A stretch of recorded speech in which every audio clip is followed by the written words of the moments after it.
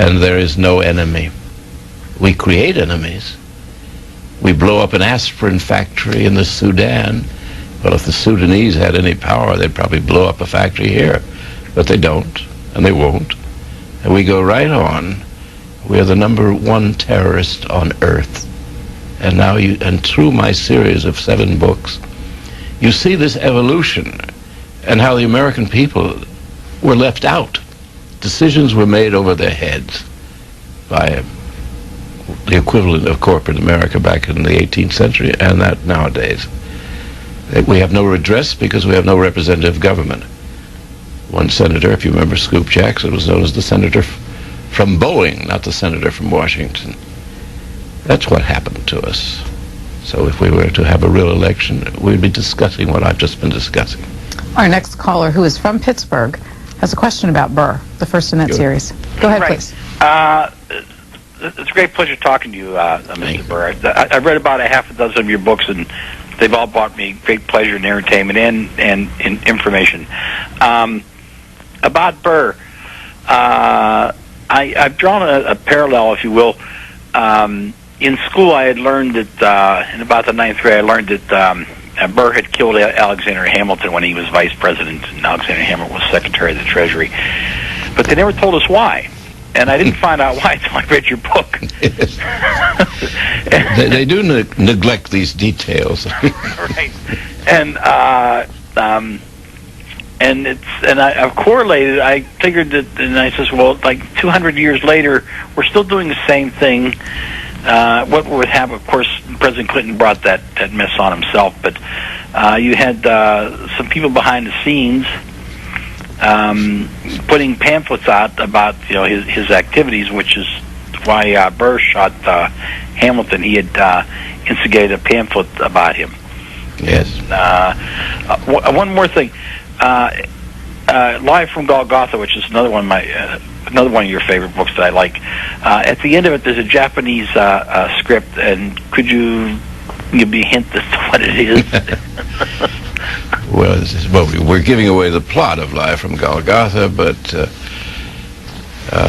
NBC has gone back to Calvary. They can get through a time warp to film the crucifixion. And suddenly there's been a corporate takeover of NBC and of most media in America by the Japanese.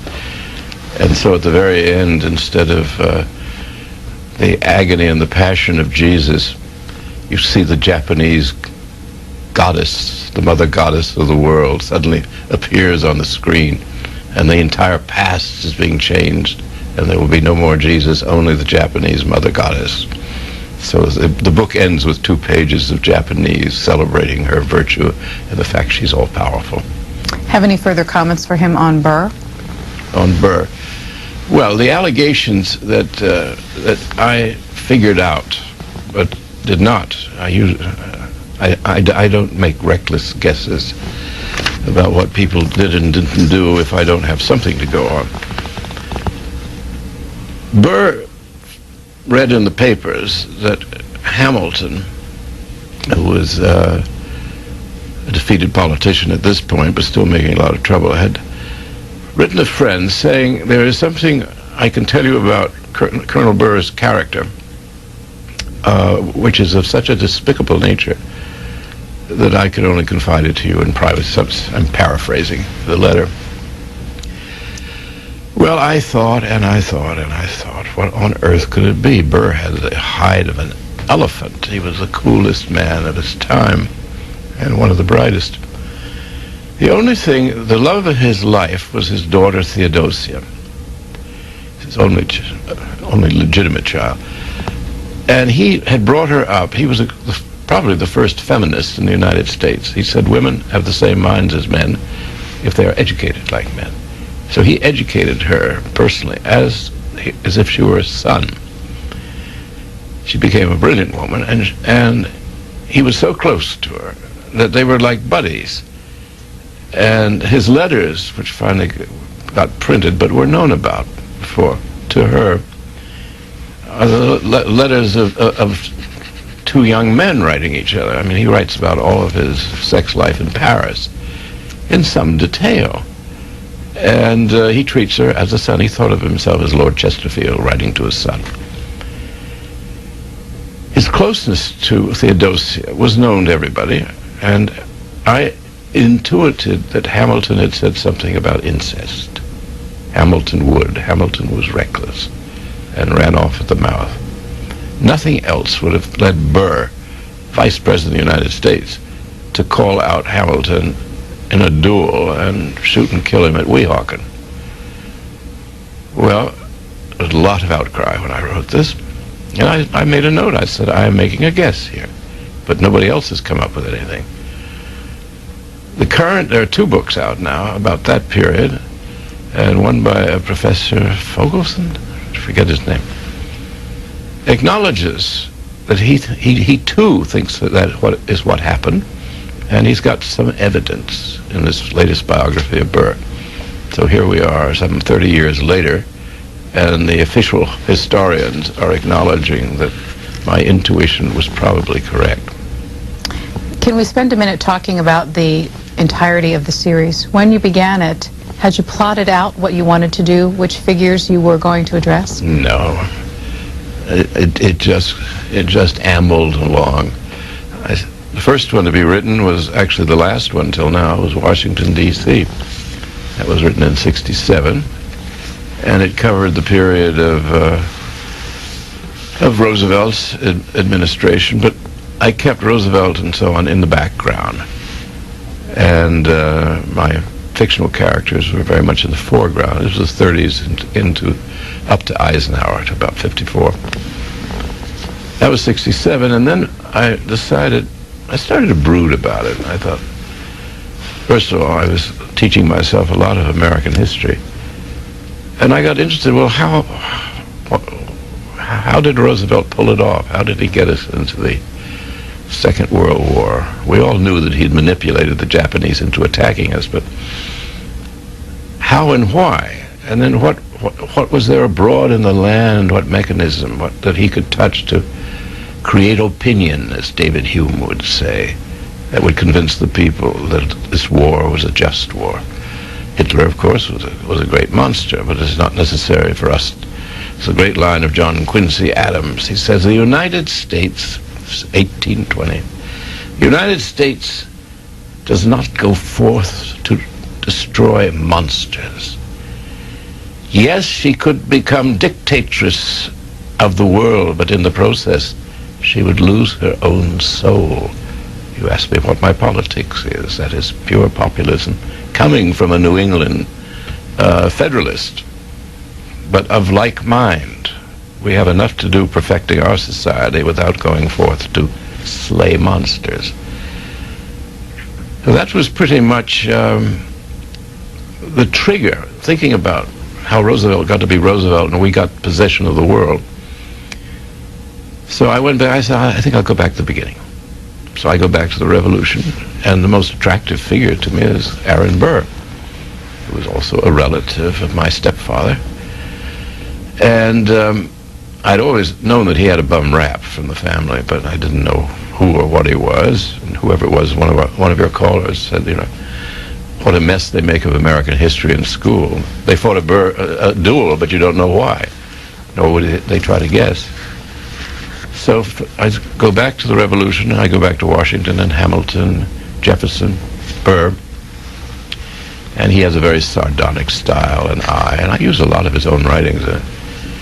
Then I move on to our great tragic period and president, Lincoln, and I'm able to bring in it a great deal of what it felt like to be on the loser's side.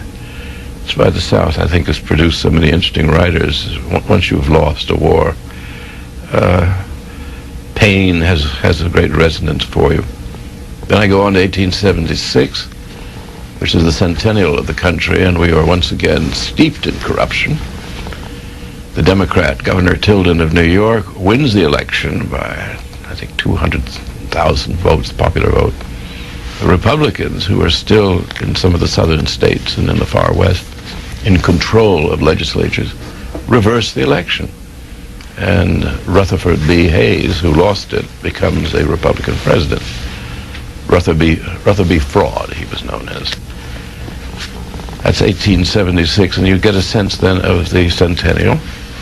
From there we go on to Empire, which shows the plan being made by Theodore Roosevelt, Henry Cabot Lodge, Brooks Adams, brother of Henry Adams, a brilliant geopolitician, to create an Admiral Mann who had the theories about sea power.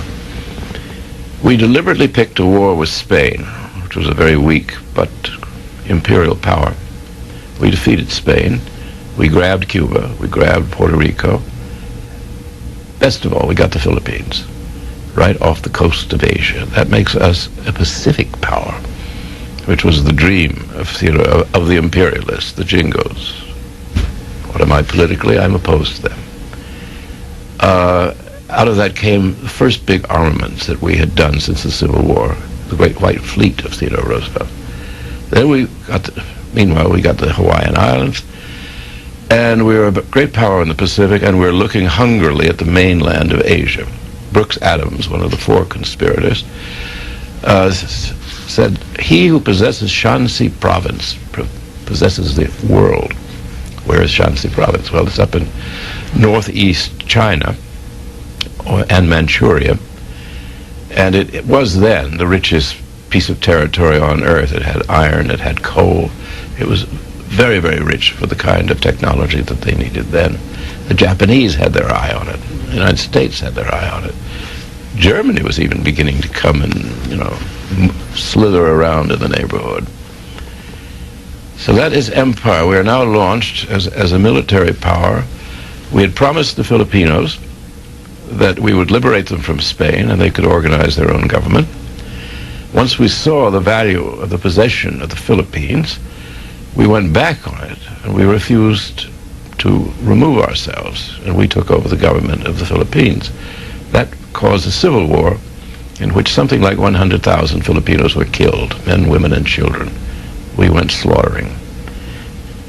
Not long after, a major general with the charge of the Marine Corps called Smedley Butler wrote a book, and he was commandant during the early part of the century, 1920s up to the 1930s.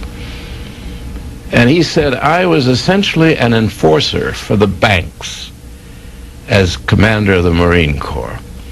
He said, "I was making Nicaragua safe for Standard Oil.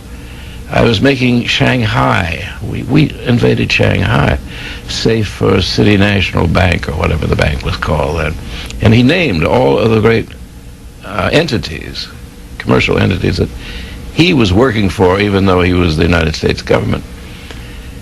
And he said, "I was the hitman. I was the enforcer for these banks and these corporations." He said, "I operated in 3 continents. Al Capone only had 3 Chicago districts." This is not in the history books, and that's why I write these books, to remind people through a form of a novel what was actually said and done and what has been suppressed. Next call for you is from Buffalo. Buffalo, you're on the air. Let's try Buffalo again. All right, I think we might have lost them. The last in the series before the Golden Age, Hollywood? Hollywood.